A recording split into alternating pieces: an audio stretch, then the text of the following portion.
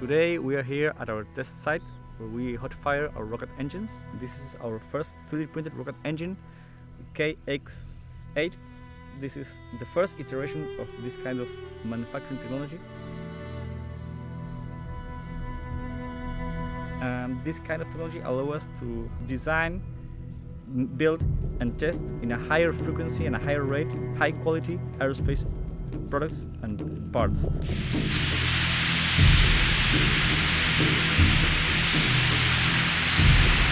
This engine has withstand a very high pressure and temperature in these hot firings. This is the second time we are firing this engine, and in all the 7 tests we've measured ISP, thrust, fuel consumption, oxidizer consumption, chamber pressure, and oxidizer and fuel pressure in the injector. Right now we see this destroyed piece as evidence of where the cracks started, and this experience will help us in the future redesigning these kind of engines for high performance, high efficiency and higher thrust.